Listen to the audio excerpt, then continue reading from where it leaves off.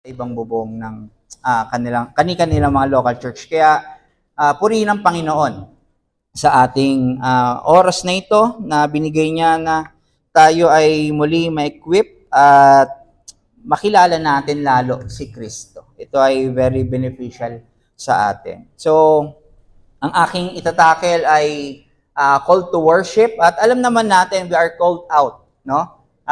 Sa glory, sa kadakilaan ng Panginoon at kung meron ditong nalilito, ano kayang purpose ko? Yan lagi yung tanong ng karamihan, kahit hindi Kristiyano. Ano bang purpose ko? Who am I? Bakit ba ako nandito sa mundo? Ano bang pinapagawa ng Panginoon? Nawa, magamit ng Lord ang mensahe na ito para maunawaan at makita natin kung ano ba yung plano niya sa bawat buhay ng kanyang mga anak. Okay? So, sisimulan po natin sa tanong na ano bang identity natin? Bilang tao, natural sa atin, mga kapatid, ang may mga pagkakakilanlan. Sa Facebook, may bio, though wala pa akong ganun, no? Yung I am a dog lover. Nakikita natin yun kung ano yung mga hilig ng isang may-ari ng account na yon. At doon sa account na yon, pwedeng yun yung identity niya. Pwedeng ito ay strength ng mismong tao na yon. Pwedeng siya ay magaling sa ganito, magaling sa ganyan, matalino siya, or pwede rin yung kanyang identity ay kilalanin niya sa kanyang weakness na ilalagay at mas makikilala siya sa ganung paraan. Pwede rin naman yung identity niya ay yung description niya. Kung siya ay cute, kung siya ay matangkad, may kamukhang celebrity, o kaya naman, pwede rin naman yung kanyang identity ay naka-base sa kung saan siya galing na pamilya o kung anong status niya sa buhay. So, ito yung tanong na natin ngayong umaga. Ano ba ang identity natin ngayon, mga kapatid? At gusto po nating malaman na ito lang ba talaga ang identity natin bilang Kristiyano? Hanggang dito lang ba talaga ang pagkakakilanlan natin? Kaya ngayong umaga, mga kapatid, tungkol po dito, yung scripture na binasa po natin kanina, na titignan natin sa 1 Peter 2, verse 9. Magpo-focus lamang po tayo doon sa verse na yon. Alamin po natin ngayon kung ano ba ang tunay na identity ng isang Kristiyano, mga kapatid. Pero saglit lang, tignan muna natin ano bang purpose ng 1 Peter. Ano bang purpose ng letter ni Pedro na ito, ni Apostle Peter? Itong letter na ito ay isang circular letter na sinulat niya nung siya ay nasa Rome, nasa Babylon, no? Ito yung description niya. Para sa mga nasa diaspora. Ibig sabihin, ito yung mga community na believers na persecuted sa mga time na yon, no? At according sa chapter 1, itong mga believers na itong mga nananampalataya kay Kristo ay na-exile, na-disperse sa Pontus, Galatia, Cappadocia, Minor Asia, at sa Bithynia dahil sa kanilang pananampalataya kay Kristo. At this reminds us sa sinabi ni Christ sa John 15 na the world will hate those who follow me because the world hated me first. So, tunay po ito. Ito yung manifestation ng tunay na pagsunod kay Kristo. Talagang aayawan ka ng mundo.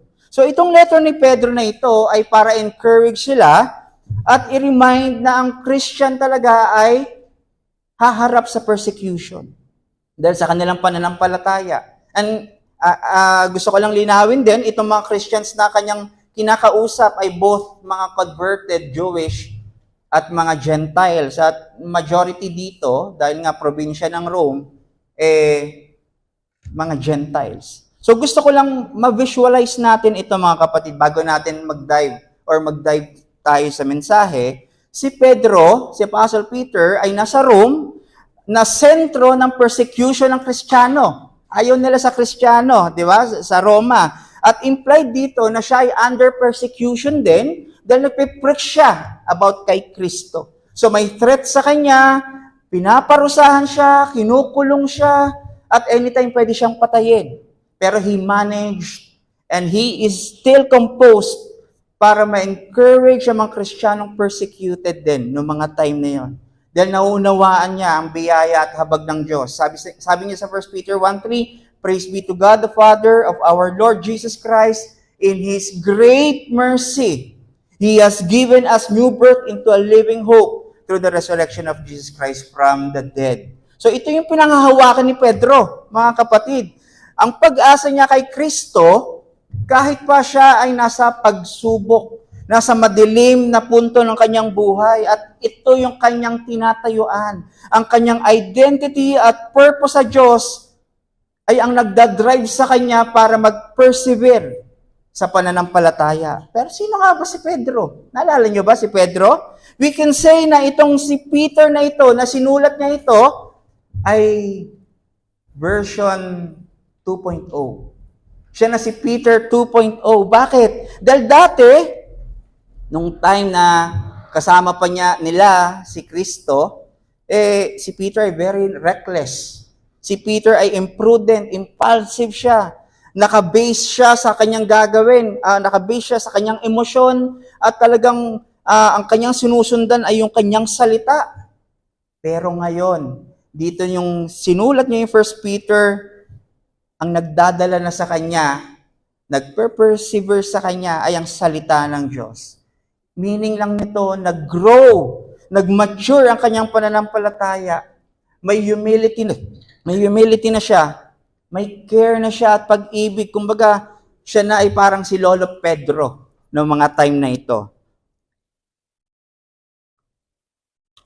So katulad niya, ina-encourage ni Apostle Peter na sundan ng mga persecuted Christians din noon na lumakad kay Kristo sa pananampalataya. Dahil malinaw na tapat ang Diyos at walang pwedeng makitang pag-asa sa mundo kundi kay Kristo lamang. So, dinedescribe pa nga ni Peter yung mga Kristiyano na persecuted na exile, sojourners. Hindi dahil outcasted sila sa mga sarili-sarili na ng mga lugar o bahay. Kasi alam niyo po, mga time na yon, pag ikaw ay nalamang Kristiyano, kahit kapamilya mo, at ikaw ay na-convert, palalayasin ka. Itataboy ka. So, ganito yung setting ng mga panahon na yun. Dinescribe ni Pedro sila as exile at sojourners dahil sila ay kabilang na kay Kristo. Hindi na sila kabilang sa mundo. Meaning, hindi na nila tahanan ang mundo. Hindi na sila dito naninirahan dahil ang citizenship nila ay sa kingdom na ni Kristo. Hindi na dito po. So nakikita po ba natin ang ginagawa ni Pedro sa sulat na ito? Nagbibigay siya ng remedy sa persecution. Sa mga sa under ng persecution. Ang ginawang remedy ni Pedro ay i-remind sila na kabilang sila sa pamilya ng Diyos. Na si Kristo ay pinagkamatayan sila at sila ay may biyaya at pag-asa. Saan nila ito nakuha? Sa salita ng Panginoon. Kaya tignan niyo po sa chapter 1, binabalik ulit sila ni Pedro na sila ay dapat manampalataya sa ginawa ni Kristo. Na ang kanyang ginawa ni Kristo ay imperishable, powerful at hindi magfe-fail. Dahil ang pinantubos sa kaligtasan para sa kanila ni Kristo ay ang kanyang mahalagang dugo, ang precious blood. Kaya ang pananampalataya nila, kung nakaugat ito at nakatanim kay Kristo, hindi masisira. Ito ay magiging matibay at hindi matitibag. Kaya ito ay reliable dahil ito ay pangako ng Diyos sa kanyang salita. Kaya may assurance, may comfort, kahit pa sila ay nasa gitna ng kanilang mga pinagdaraan ng persecutions. Ito rin ay isang motivation para sa kanila na kahit sila ay nasa tindi ng pagsubok, mamuhay pa rin sila ng banal sa Diyos. Mamuhay pa rin sila ng ayon sa salita ng Panginoon. So nakita po natin, sa gitna ng pagsubok, ang binibigay ni Pedro ay si Kristo at ang kanyang ginawang substitutionary atonement sa krus ng Kalbaryo. Hindi niya inaliw sila ng yaman sa mundo. Hindi niya binigay kung ano yung mga gusto nilang bagay, hindi niya binase kung gaano siya kagaling makisama, yung relationship, hindi siya nagbase doon. Hindi siya nagbigay lang ng simpleng pagkain, tahanan, damit, dito na kayo manirahan para magsama-sama lang tayo. Bagkos, ang kanyang ginawa, binigay yung talagang yung kanilang pangangailangan. At ito ang gospel. Ito si Kristo, ang kanyang ginawa sa krus. Sa chapter 1. Sa chapter 2, mga kapatid, gagawin ni Apostle Peter dito yung pag-encourage sa kanila kung ano ang identity nila. At dito natin makikita na napakahalaga ng identity ng isang tao, lalo na kung ito ay nakabase sa identity kay Kristo. Kaya itong mensahe natin, I pray magamit ito ng Diyos para ma-appreciate at mas lumalim tayo sa pagkakaalam sa identity natin sa Panginoong Hesus Kristo. At ma-appreciate natin na bakit nga ba ako naglalakad, namumuhay para sa Kanya? Nawa makatulong sa atin ito. Kaya I invite you to read with me muli ang 1 Peter, this time yung verse 9 na lamang po for the sake of time din. Chapter 2, verse 9, but you are a chosen race, a royal priesthood, a holy nation, a people for His own possession, that you may proclaim the excellencies of Him who called you out of darkness into His marvelous light. Heaven and earth will pass away, but His word will remain forever. Pwede po tayong manalangin at humingi ng tulong sa ating Panginoon. Ama, kami ay lumalapit sa iyo at humingi po ng gabay, tulong, na maintindihan ang inyong mensahe. Nawa tanggapin niyo po ito bilang pagsamba sa iyo at mas makita namin, makilala namin si Kristo dito, Panginoon. Bigyan niyo po kami ng puso na malambot na nakaka-accept ng mga katotohanan at nawa ay ma-convict kami sa aming mga kasalanan. Maraming salamat po muli sa pangalan ng inyong anak na si Jesus. Amen. So again, gaano ba natin talaga kaalam ang identity natin bilang Kristiyano? Itong binasa po natin ay pagpapahayag ng identity ng Kristiyano na persecuted noon, nung panahon nila Pedro, na tinatawag ni Pedro na magpatuloy sa pananampalataya at magpatuloy sa kanilang pamumuhay sa kabanalan. Kung makikita natin sa verse 9, andito yung identity ng isang tunay na mananampalataya. At nandito rin ang purpose kung bakit ba tayo o sila tinawag para sa identity na iyon. Okay? So we can say na clearly that the identity of every believer is tied together with his purpose. Hindi pwede itong magkaiba. Hindi ito pwede magkahiwalay. Inseparable po ito. Kaya ito po yung titignan nating dalawang puntos ngayong umaga. Una, the identity of the church flows from the identity of Jesus Christ. Pangalawa, the purpose of the church centers on the glory of God.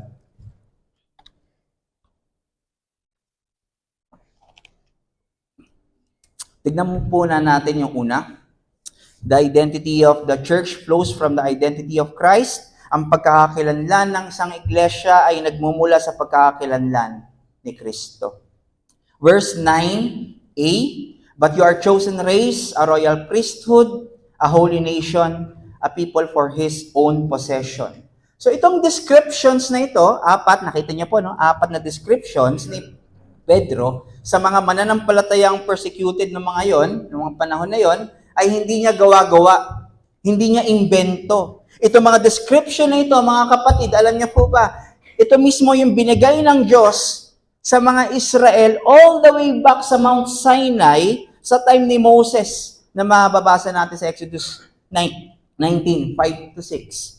At patuloy na nire-remind ng Diyos sa kanila, sa mga Israel, nung bago sila pumasok sa Promised Land sa Deuteronomy 7, at patuloy pa rin na inaalala at pinipreach ng mga propeta sa sumunod na generations, katulad na lang sa Isaiah 43. Pero bakit ganito yung ginamit ni Peter? Bakit ito yung ginamit ni Pedro?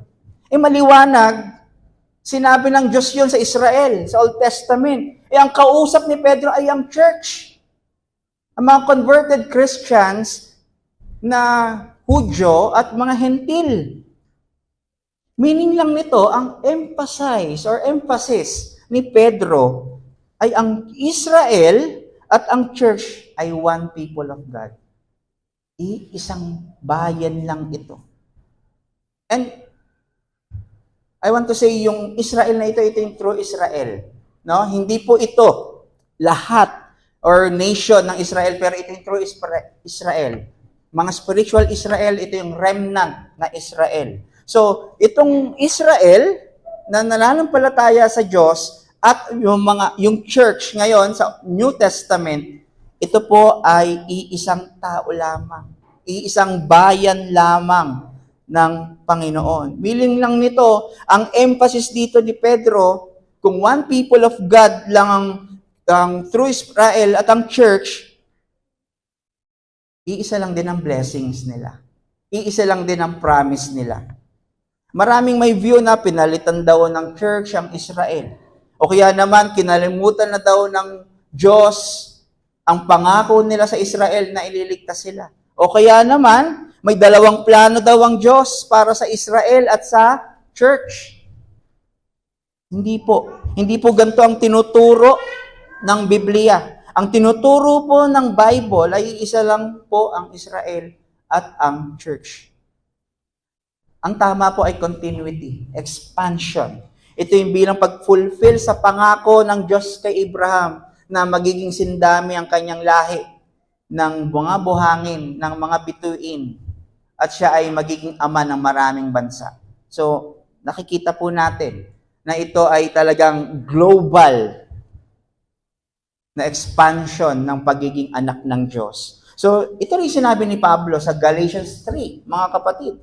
28 to 29, there is neither Jew nor Greek, neither slave nor free, no male and female, for you are all one in Christ. And if you are Christ, then you are Abraham's offspring. Sino yung offspring ng Abraham? Mga Israelian Pero heirs according to promise. Ibig sabihin ko, ikaw ay mananampalataya, Hudyo ka man o Hentil, ikaw ay kabilang sa offspring ni Abraham. Ikaw ay holder ng pangako na ibinigay kay Abraham.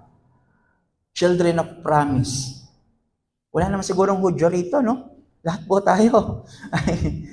Kung tayo ay mananampalataya, kasama po tayo sa lahi ni Abraham. Spiritual na offspring ni Abraham. So gusto ko po itong i-observe natin at ma-take note. To encourage the persecuted believers, Peter emphasizes their shared identity with Israel in the Old Testament, showing that they belong to one people of God. Dahil kung established sa kanila ang shared identity nila with Israel, meaning nito, fellow heirs sila ng mga blessings, inheritance, at fellow promise holders sila ng Israel. Nakita po natin, sila ay nakatayo sa pangakong kaligtasan ng Diyos at sa identity na binigay ng Diyos. Tignan niyo po ulit, anong sabi sa Exodus 19:5-6? Now, therefore, if you will indeed obey my voice and keep my covenant, you shall be my treasured possession among all peoples, for all earth is mine, and you shall be to me a kingdom of priests and a holy nation. Di ba nare-reflect dito? Yung 1 Peter 2 verse 9, pero may problema. May problema. Nabasa niyo po yung problema. Kung itataas natin ng konti yung basa natin sa Exodus 9 verse 5, ang sabi, now therefore, if you will indeed obey my voice and keep my covenant, you shall be my treasured possession. Nakita niyo yung if? Meaning conditional. So yung pangako ng Diyos na maging treasured possession sila, kingdom of priests, a holy nation, sila ay magiging God's people, para ito ay mapasa kanila, dapat silang sumunod. Kung susunod sila, tuto pa rin sa kanila ng Diyos ang tipan na ibinigay sa kanila. Kung hindi sila magiging matapat, hindi sila tutupad sa covenant ng Diyos, Makakat off sila sa bayan ng Israel. Makakat off sa kanila ang biyaya ng Diyos. Makakat off sila sa pangako ng Diyos. Hindi sila kikilalaning mga anak ng Diyos. So ito ang covenant o agreement ng Diyos sa kanila noon sa Exodus. Do this and live. Exodus 19, ito. Before ng Exodus 20. Ano yung Exodus 20? Bigayan ng Ten Commandments. Ibinigay ng Diyos ang Ten Commandments. Pero alam natin, sa Exodus 32, na-break nila yung covenant. Habang si Abraham Moses ay nasa Mount Sinai, kinukuha niya yung nakikipag-ugnayan siya sa Panginoon. Naiwan sa base ng bundok ang mga Israel at nag-commit sila ng idolatry. Gumawa sila ng golden calf. Gininto ang guya o batang baka para sambahin. So na-break nila yung covenant. Ano yung covenant? Wala silang ibang sasambahin kundi ang Diyos lamang. Hindi sila dapat sumamba sa kahit ano na Diyos-Diyosan. So, maliwanag, they commit idolatry. At pwede na nga silang parusahan nun. Pero still, may forgiveness. Nagkaroon ng renewal ng covenant ng Exodus 34. So, sila ay sumamba sa golden calf at talagang nakita natin, hindi lang ito natapos. Marami sa book ng Old Testament na makikita natin na covenant breaker talagang mga Israel, ang nation ng Israel. Ginawa nila mga bagay na tingin nila ay maganda sa kanilang mga mata. Kaya ang question, paano na mangyayari sa pangako, blessings at privileges nila? Wala na po. Cut off na sila sa privileges at identity sa Diyos. Maraming beses na tinawag sila sa pagsisisi, na maniwala sa parating na tagapagligtas sa Mesaya, pero hindi sila nagsisi at naniwala. Still, sila ay namuhay ng labag, namuhay ng rebelde sa kautusan ng Diyos. So wala na sila. Sira na ang covenant na yon. Meaning, nawalan sila ng pag-asa, nawalan sila ng kaligtasan. Sira. Pero, dahil ang Diyos ay mayaman sa habag at nag-uumapaw ang pag-ibig at katapatan ng Diyos, gumawa ulit siya ng tipan. Ito yung sinasabing New Covenant sa Jeremiah 31 at Ezekiel 36. Sabi sa Jeremiah 31, I will make a new covenant with the house of Israel, not the covenant that I made with their fathers on the day when I took them by the hand to bring them off the land of Egypt. Exodus 19. My covenant that they broke, though I was their husband, declares the Lord. For this is the covenant that I will make with the house of Israel after those days, declares the Lord. I will put my law within their hearts, within them, and I will write it on their hearts, and I will be their God, and they shall be my people. For they shall all know me, from the least of them to the greatest, declares the Lord. For I will forgive them their iniquity, and I will remember their sin no more. Sinabi sa Jeremiah 31. Ezekiel 36, inelaborate ng mas maigi, and I will give you a new heart, a new spirit, and I will put within you, and I will remove the heart of stone from your flesh, and give you a heart of flesh. And I will put my spirit within you, and I will cause you to walk in my statutes and be careful to obey my rules. So nakita po ba natin mga kapatid, gumawa ulit ng bagong tipan ang Diyos dahil nasira ang lumang tipan. And this time, mas maganda kaysa sa nauna. Meaning, sa Exodus 19, ang Old Covenant na yon ay nakabase sa pagsunod ng Israel para tuparin ng Diyos ang kanyang pangako. Dito, tutuparin ng Diyos ang kanyang pangako dahil siya na ang gagawa. Paano ito nangyari? Yung pangako niya na maging chosen race, royal priesthood, holy nation, people of God, ay magiging established na sa kanila dahil sa gawa na ng Diyos, hindi na sa kanilang pagsunod. In short, nakasalalay na ang kanilang kaligtasan sa New Covenant na ito sa Diyos, hindi na sa kanilang sariling gawa. At alam natin, pag sa Old Covenant ka, yun ang hinuhold mo, hirap tayo talaga na maging matuwid sa Diyos. Kaya praise God, may New Covenant. Kasi kung nasa Old Covenant pa rin tayo ngayon, makagawa lang tayo ng mali, cut off tayo. Pero sa New Covenant, sa better covenant, sa covenant of grace, ito ay matatag at may assurance sa atin. Dahil ito ay biyaya at kaloob ng Panginoon.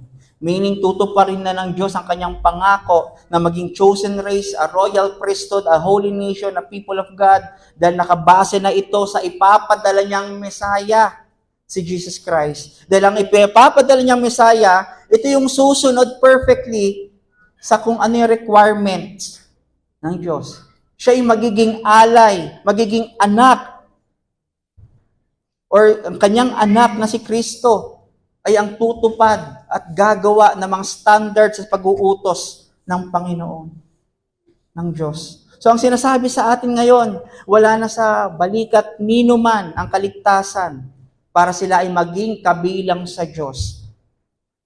Ito na ay matatagpuan kay Kristo sa kanyang ginawa sa krus sa Kalbaryo. So in short, yung identity na pangako ng Diyos na maging chosen race, royal priesthood, holy nation, people of God, ay may establish na dahil kay Kristo sa New Covenant. Kung Old Covenant kanina, Exodus 19, do this and live. Ang New Covenant ay believe, live, and do this. So ito yung punto natin ngayon. Christ established the identity of the church in the New Covenant, mga kapatid.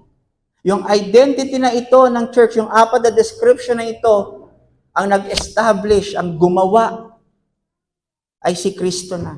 Meaning si Kristo ang nag-fulfill ng lahat ng requirement ng Diyos. Dahil sinunod niya na may katapatan at kabanalan. At gusto ko rin makita natin siya na siya rin yung tinutukoy ng identity na ito, mga kapatid. Chosen race, royal priesthood. Lahat yan si Kristo. Si Christ ang chosen servant, according sa Isaiah 42. Si Christ ang royal priest, ang ultimate eternal high priest, according sa Hebrews 7. Si Christ ang holy and righteous one, according sa Acts 3:15. Si Christ ang possession ng Diyos, His beloved Son, according sa Matthew 3:17. So nakita natin itong identity na ito ay hindi random. Hindi lang ito naisip, pero ito ay makikita kay Kristo. So kung ikaw ay naniniwala kay Kristo, sharer ka ng apat na identity na ito. At kung na-fulfill na ito ni Kristo, wala na makakapag-break ng covenant na ito. Kasi ibinigay na sa atin eh. Na-win niya na ito. Dahil siya ay nag-accomplish na nito. I-receive na lang natin by faith and His works on the cross. So mahalaga ito, malaman natin. Hindi automatic na mabigyan ng gantong identity. Lahat lamang ng nakay Kristo sa pamamagitan ng pananampalataya. So nakita natin, in-encourage ni Peter ang pinipersecute na Christians noon by telling them na sila ay chosen race. Royal priesthood, holy nation, God's possession. Kasi itong apat na ito ay nakay Kristo because they are in Christ. Kaya meron silang identity. At ito ay dapat magpalakas sa kanila. Dahil makikita nila at malalaman nila na ito ay great privilege at blessing galing sa Diyos. Wala silang kahit anong contribution dito. Lahat pinagkaubaya lang ng Panginoon sa atin sa pamamagitan ng pananampalataya. At hindi lang ito, basta maging kabilang tayo sa Diyos, na remember, their sin no more. Hindi lang ito ganito. Pero kasama sa covenant na ito yung pagbabago ng Diyos sa buhay ng kabilang sa Kanya. Ano sabi sa Jeremiah 31:36? He will put His Spirit and cause His people to walk in His statutes and be careful to obey His rules. Ito yung sanctification. Sinasanctify ng Diyos ang Kanyang mga tao, meaning tinatransform ang lahat ng may pananampalataya kay Kristo. Babaguhin niya ito at gagawing kawangis ng Kanyang anak na si Kristo. At ito ay hindi limited sa mga persecuted ng mga time na yun na Kristiyano. This includes us na nandito ngayon na nakay Kristo sa pananampalataya. Ang tinuturo ng Scripture sa atin ngayon ay maunawaan natin ito na hindi tayo exempted sa persecutions. Siguro lahat tayo dito na-persecute na kahit sa bahay, trabaho, kaibigan, kapitbahay, pinagtatawalan tayo, kinukutya, nagbabadmouth sa atin, nagkakatcall sa atin. Pero pinapalakas tayo dito. Kasama tayo sa pinapalakas nito. Kasi ito yung assurance natin na kahit anuman ang sabihin nila, gawin nila sa atin, kahit pa sa punto ng kamatayan, alam natin ang identity natin. Sabi pa nga ni Pablo, gain pa nga ang kamatayan for the sake of the gospel. So anticipated na natin na ayaw talaga sa atin ng mundo dahil ayaw ng mundo kay Kristo. Ayaw ng mundo yung sinusundan natin, si Kristo. At nawa ito ay ma-strengthen tayo, mga kapatid, na kung ikaw ay dumadaan sa gantong pagsubok, na inaayawan ka, nilalayuan ka, nire-reject ka ng maraming mga pinag-applyan mo kasi nalalaman Kristiyano ka, huwag ka mag-compromise. Magpatuloy ka lang dyan. Dahil hindi yung first time nangyari. Yan ay ordinaryong nangyayari sa isang buhay ng isang Kristiyano. Hindi lang ito during persecutions, even during temptations and afflictions. Ito yung remedy sa atin ng salita ng Diyos para tayo ay magpatuloy sa kabanalan, mamuhay sa katotohanan, na kahit tayo ay hirap, kahit parang seemingly, wala tayong mahugot ng mga budget, o kaya parang hirap na tayo sa family natin, kung magkakasundo, may mga problema sa mga internal affairs natin sa buhay. Pagpapakita dito na, teka, hindi yan ang identity ko. Ang identity ko ay na kay Kristo at dapat yun ang aking maipamuhay. Ang problema, karamihan sa atin, pag dumadaan na sa pagsubok, binababa na yung guard nila. Inaabandon na nila yung kanilang post. Binababa nila yung watawat nila. Di ba? Ang watawat, simbolo ng identity ng isang bansa. Kapag tayo na-persecute, kadalasan we compromise. Okay, sige na. Tapos doon na lang ako magbabago pag nandun na ako sa kumpanya na yun. O kaya, ay, okay to, unequally yoking. Magiging Christian naman siya. Hindi po ganito yun. Hindi po ganito yun, mga kapatid. Wag po tayong mag-compromise. Kapag may mga temptations, kadalasan we abort our battle with sin. Ang hirap naman. Sige, His mercy is more naman eh. O kaya, kapag may afflictions na dinaranas tayo, we chase worldly principles. Imbis na ang hanapin natin yung katwiran ng Diyos, katotohanan niya, nakikinig tayo sa mga gusto natin marinig. Ito yung kadalasang resulta na nangyayari sa isang Kristiyano na neglected ang meditation ng gospel. Kaya ito yung challenge natin. Live out our new identity daily by fixing our eyes on Christ. Ano ulit ang identity ng isang believer ni Christ? Chosen, praise. May kinalaman ito sa intimacy ng Diyos na handpick ka sa pinili niya. Meaning, hindi ikaw ang pumili sa Kanya. Siya ang pumili sa iyo.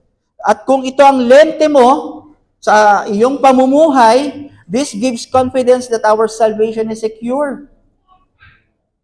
So hindi na tayo kakaba-kaba kung naghahanap pa tayo ng ibang schemes para maligtas. Royal priesthood. May kinalaman nito na may free access tayo sa Diyos. Na pag tayo ay mga persecuted tayo o may afflicted tayo, pwede tayo manalangin sa Panginoon. We can go freely sa throne of grace. We can pray to Him and cry, Abba, Father. We can now offer our bodies as a living sacrifice, pleasing ito na sa Panginoon. Holy nation. May kinalaman ito sa pag-separate ng Diyos sa atin sa mundo. Ito yung tinawag ka ng Diyos sa kabanalan, na kahit saang sitwasyon ka nandoon, ang pag-respond natin ay sa kabanalan at katwiran pa rin. People of His possession. May kinalaman ito sa otoridad ng buhay natin. Na ang Diyos lamang ang may otoridad sa atin. Pagmamay-ari tayo. And we resist temptations kasi hindi tayo pagmamay-ari ng kung sinong kaaway. We are more than conquerors kay Kristo. Ito ba yung ating pamumuhay ngayon? And we can now reflect. Nakabase ba yung identity natin sa possession? Sufferings natin? Failures natin? Accomplishments? O sa mga bagay na mga nagpapasaya sa atin? Nakabase ba yung identity natin sa mga temporary na bagay? Na mawawala, sa mga fragile na bagay, na masisira, sa mga hardships? Yan ba nakabase yung identity mo? Paano ka namumuhay mula Lunes hanggang Sabado? Iba ba kung paano ka mamuhay ng Lord's Day? Hindi pwede yun. Dapat pare-parehas yan. Culmination ng pag-worship mo ang Lord's Day, pero Monday to Saturday, ang otoridad mo pa rin ay si Kristo. Hindi magtutog, mga kapatid, kung ikaw ay nabubuhay sa kasalanan at hinahanap-hanap mo yung identity ng mga taong wala kay Kristo.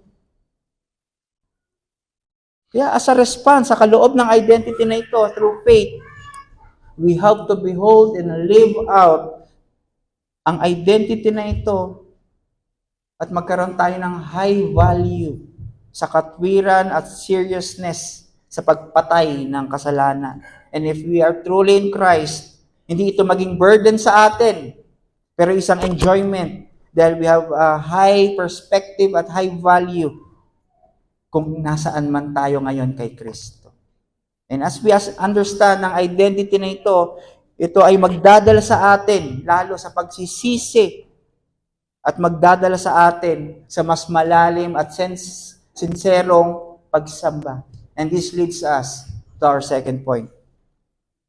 Ang second point natin ay the purpose of the church centers on the glory of God.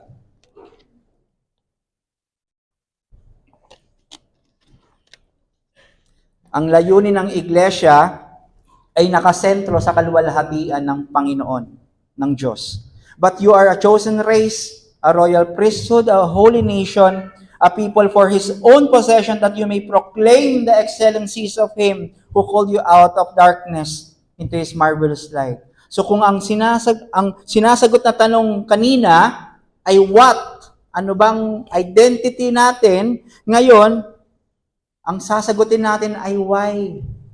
Bakit ito yung identity natin? Dahil binigyan tayo ng gantong identity para sa gantong purpose. Anong purpose?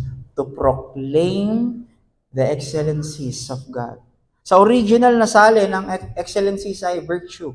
Or ito ay pag-proclaim sa goodness ng Diyos. Ipahayag ang gracious act sa gospel. Mai-proclaim ang uprightness at ang pagiging banal at tuwid, just ng Diyos. So parang sinasabi dito, since sino man ang na kay Kristo ay new creation na, meaning may bago na siyang prinsipyo sa buhay as chosen generation, sila na ay may access sa Diyos as royal priesthood, sila na ay sinet apart sa mundo at may bagong government, as a holy nation at sila na ay may bagong owner as God's possession, this will certainly affect the life of a believer. Naapektuhan ba kung paano ka na magdesisyon ngayon? O ganun pa rin ang pagdidesisyon mo?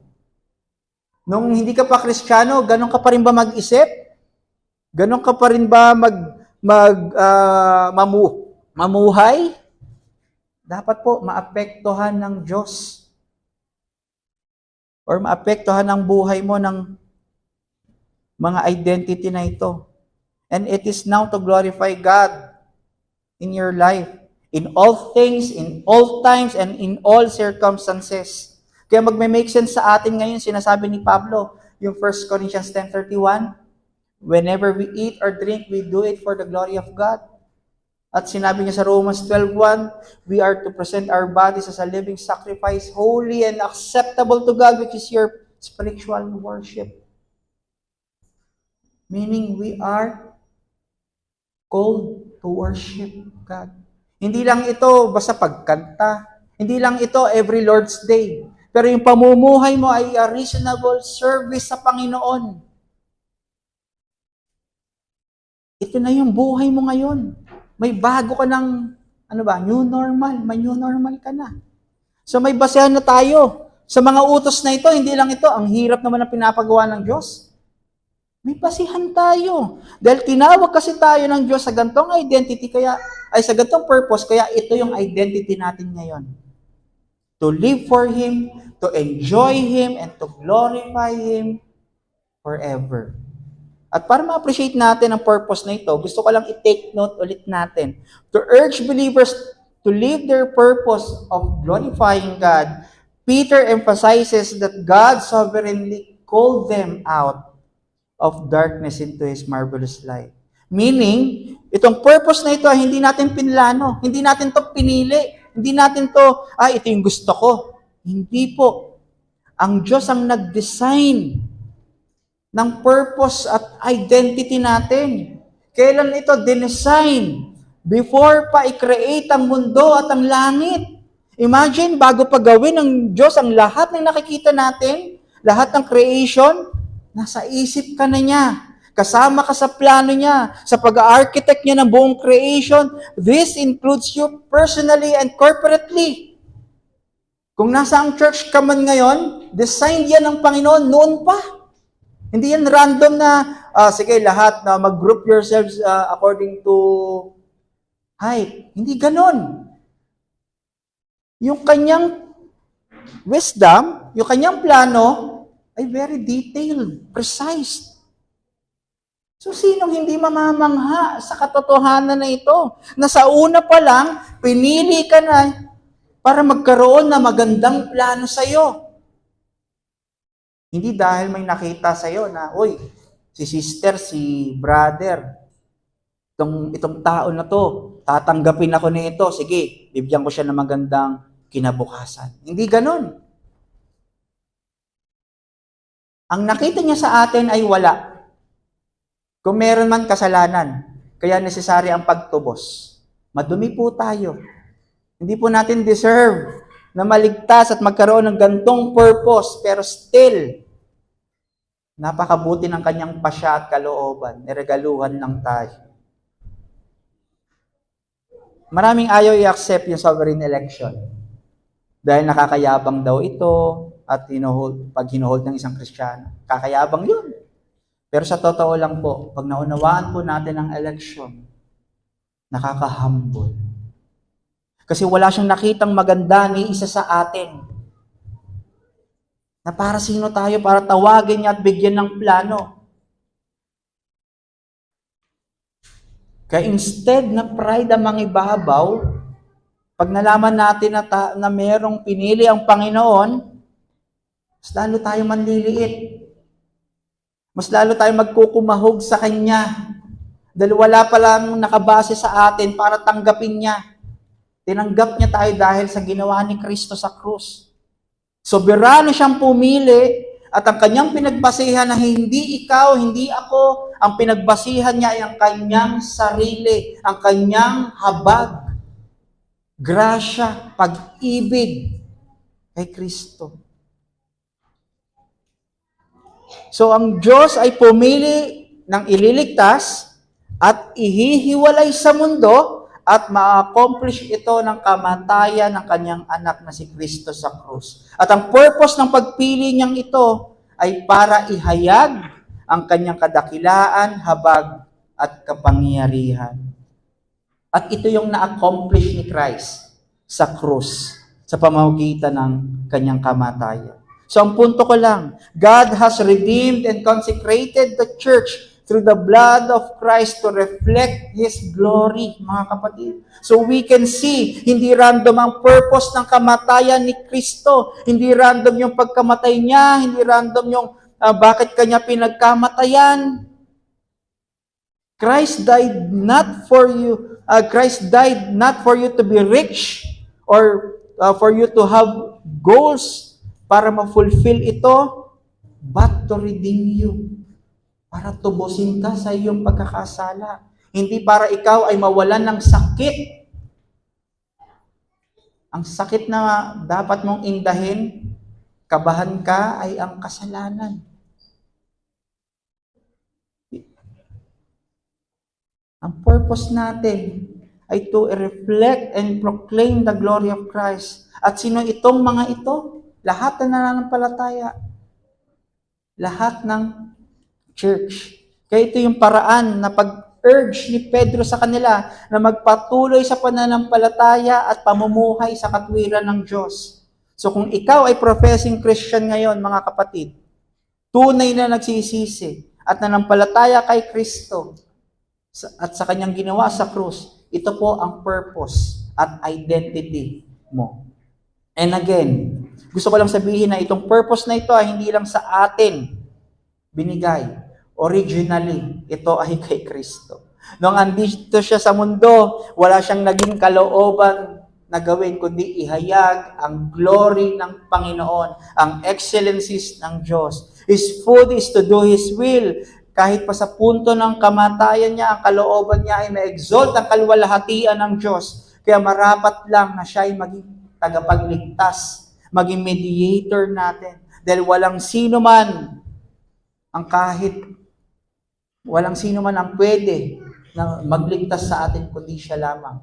Dahil kahit katiting, wala siyang pagsuway sa kanyang puso. Walang deceit na nakita sa kanyang puso. To think na He was humiliated sa sarili niyang finite creation para maipakita ang glory ng Diyos. He was bruised and wounded to cure our spiritual deadness. He was crushed and pierced for our transgressions and corruptions. He was afflicted and stricken to free us from our shame and guilt. He shed His blood to cleanse our sins and iniquities. He sacrificed Himself to reconcile us with the Father. He died for us to remove our curse and condemnation. He died for us to give us life. For us to be with Him. To have an eternal life. Lahat ng ito perfectly ginawa ni Kristo, nagawa niya ng may kabanalan para sa purpose na i-glorify ang Diyos at ma-redeem ang church. Kaya ang tanong, nalilito pa rin po ba tayo kung anong purpose natin? Nakaset ba ang purpose mo na maabot mo ang pangarap mo? Hindi naman masama po yun na may mga pangarap po tayo. Pero we have a greater purpose. Bukod po dito sa ating mga gusto, mithiin ba sa buhay. Pero alam ko po, itong mga pangarap na ito, sasayaw na to sa gospel. Ito ay maaapektuhan na yung ating mga pangarap sa buhay pag tayo ay Kristiyano. Ang perspective na natin ngayon, dahil mayroon tayong greater purpose, ay Colossians 3, na nakaset na yung ating mga isipan sa spiritual things. And as pilgrims dito sa mundo, we do not settle. Dahil tayo ay exiles, tayo ay alien, foreigners dito. Di ba pag ikaw ay nasa abroad, nag-iipon ka doon. Pero saan ka nagpupundar? Sa abroad ba?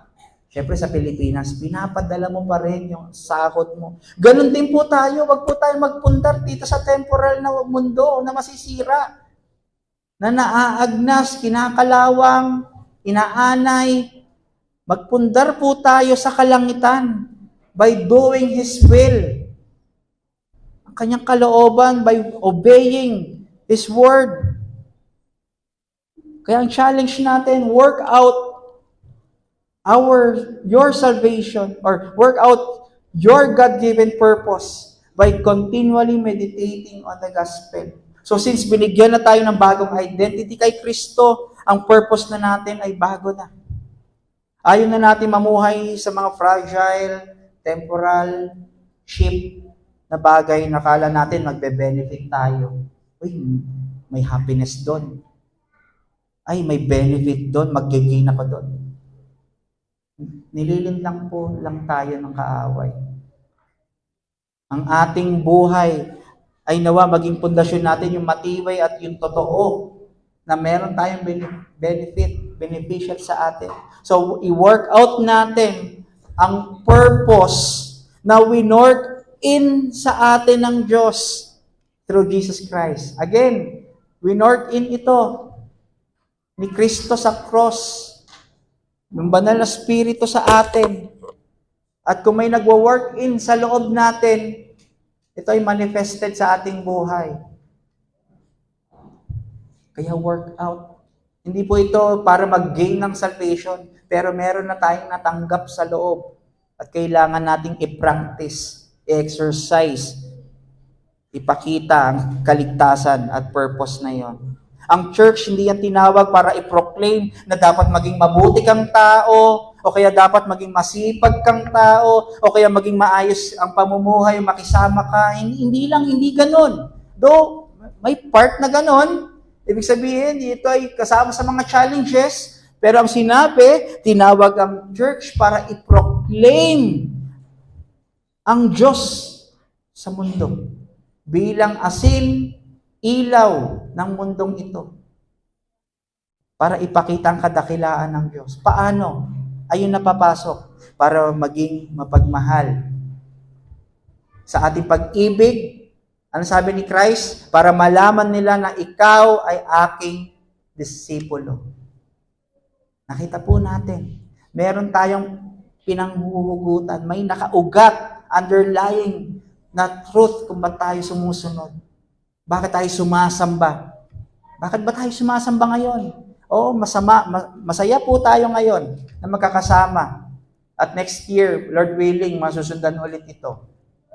Pero dahil ba para sa reunion lang, for the sake of ng pagsasama-sama, pero for the sake of His glory, of His mercy. Then nauunawaan natin na naawa lang sa atin ng Diyos, kaya tayo nandito. Kasi kung wala tayo nakuhang awa, naglalaba lang tayo sa bahay. Family, Netflix lang tayo, nasa SM tayo ngayon, nasa Divisoria. Namimili kayo ng J1 na Nike, SB, Yun lang. You're chasing wind. Hindi po yun ang purpose sa atin. Kaya mahalaga po sa atin na magsama-sama at sambahin ang Panginoon ng iisang pananampalataya. At nakakagalak po. Nakasama namin SGRBC ang dalawang churches ngayon na ine-exalt ang pangalan ni Kristo sa lugar na ito. At kapag naman, ikaw naman ngayon ay nanghihina, nasa tumpok-tumpok yung problema mo, maalala mo ang purpose mo at identity mo kay Kristo. Na yung situation mong ngayon, ang purpose mo dyan ay proclaim ang excellencies ng Diyos. Ang hirap, no? Isipin mo, dami mong problema, pero ipoproclaim mo pa rin ang glory ng Panginoon. Foolishness yan sa iba, pero kung ikaw ay may banal na spirito nag-indwell sa atin ngayon, ito ay doable. Possible na mangyari. Example na lamang po talaga natin si Kristo at ang kanyang mga disipulo. At kung ikaw naman ay nabubuhay sa kasalanan, kapatid, Hindi yan ang purpose mo. Habang ikaw ay sumasamba at ikaw ay namumuhay sa kasalanan, nilalagyan mo ng disgrace ang pangalan ng Diyos.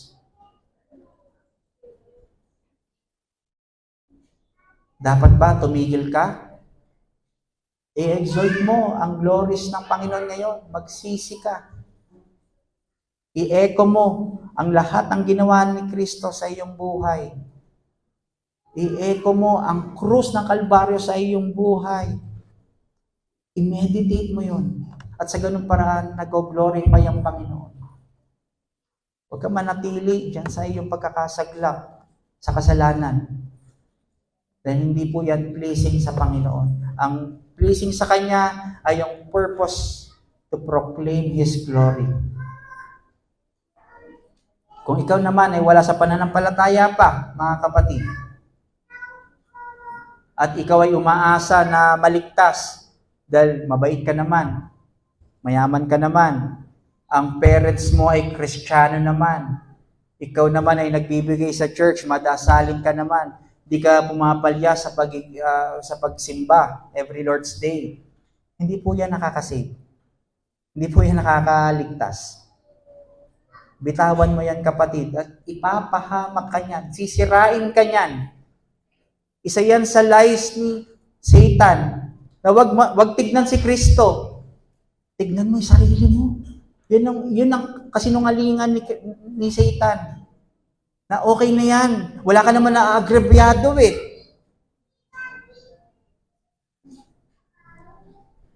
Pero ang sinasabi po dito, nakukuha lang natin ang kaligtasan through Jesus Christ by faith. Kaya pagsisihan mo, kapatid, ang iyong kasalanan simula nung bata ka pa. Maniwala ka na si Kristo ay namatay sa krus ng Kalbaryo. Siya yung sineselebrate ngayon na may isang bata na pinadala ang Diyos para magligtas, a Prince of Peace. Magkaroon, itong bata na ito ay sinilang, ibig sabihin, nagsilang sa mundo ng pag-asa ng kaligtasan. Diba? Yun ang tingnan mo. Na itong bata na ito ay siya rin yung pinako sa krus, panampalatayaan na yun. Huwag ka lang tumigil na siya ay nasa sabsaban. Tignan mo na si Kristo ay pinako sa krus para sa lugar mo.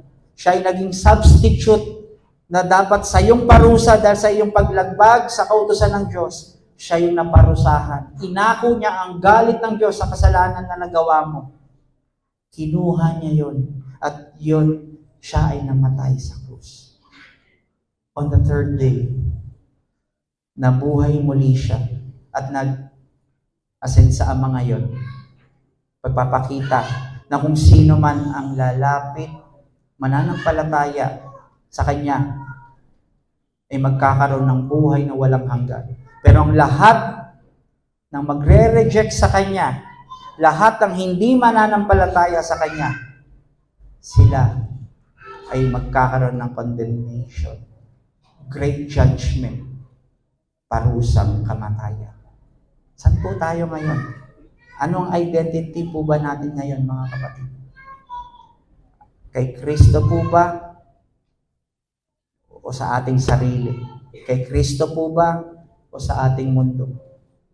Kay Kristo po ba? O sa ating mga kasalanan? Nawa, ito ay magbigay sa atin ng mga bagay na pwede nating pagbulay-bulayan at makita at ma-exalt ang Panginoon sa umagang ito. Let us pray.